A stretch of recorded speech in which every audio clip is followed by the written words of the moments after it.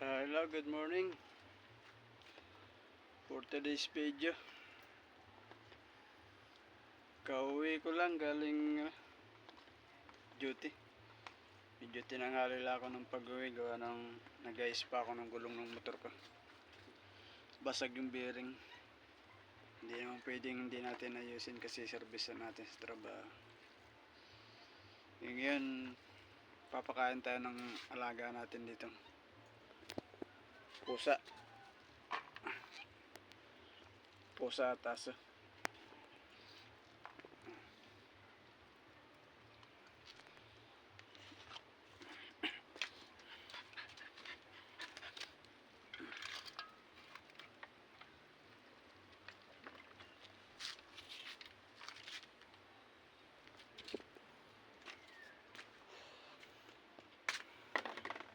Usual, pagbagong dating,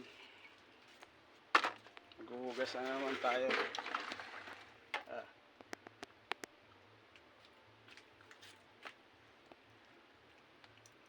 Papainit na rin ako ng kape. Tubig, magkakape ako.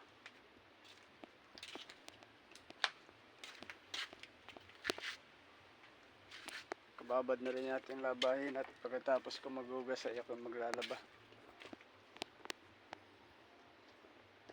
Lalaba ako ng uniform ko.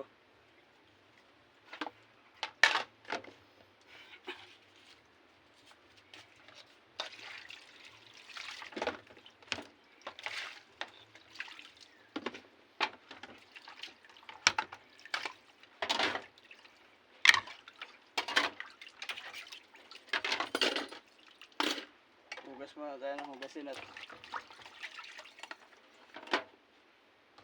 walang ibang maghugas kundi ako. Asawa ko kasi naghatid ng estudyante.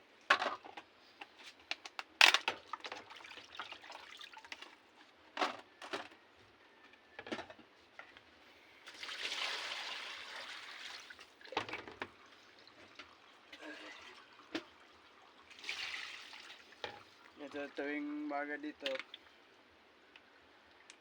pagdadating ako, maghuhugas ako ng plato. Naglalaban ng uniform, papakain ng aso at pusa.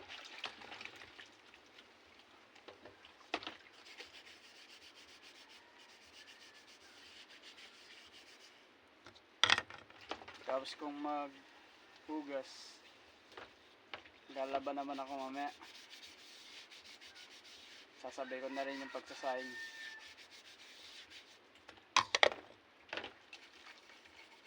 Para habang naglalaba, nakasapla na ng sinayang. Para mga bandang 10:30, alas 11, bago tayo matulog, kaya na tayo.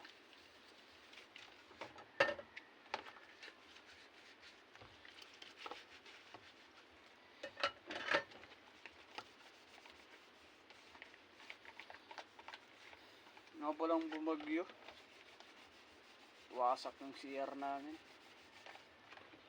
saka yung bubong.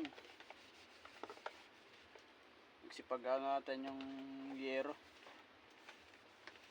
kaya yung bubong ko konting ulan tumutulo na.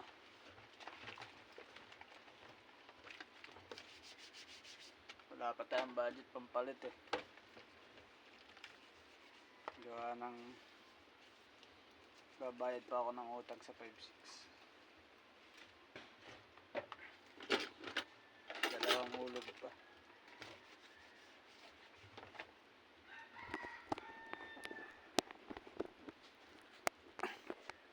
Bala ko na nga ng palitan na yun. Nasira. Yan. Yan, wasak na. Tibubong. Yan.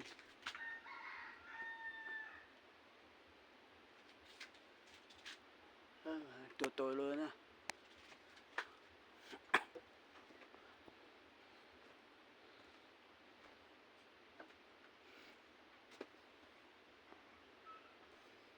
dingding ko. Ah.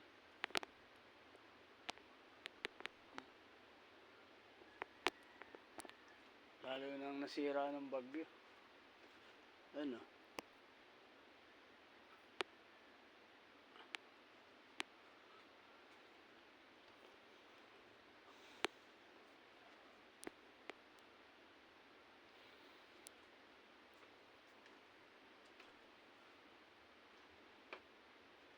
Di ko pa mapagawa at wala pang budget pambili ng materialis.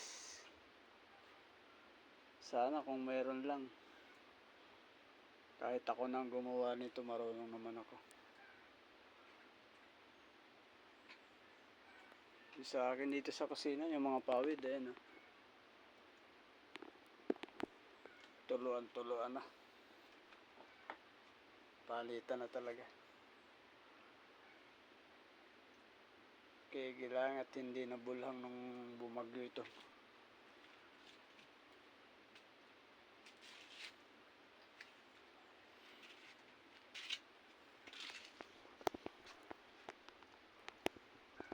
So hanggang dito na lang pala muna at update ko na lang kayo sa sunod na video.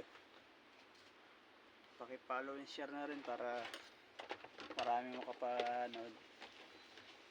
Mahalan nyo, bigyan tayo ng biyaya ni Mita para balik natin sa iba yung biyaya.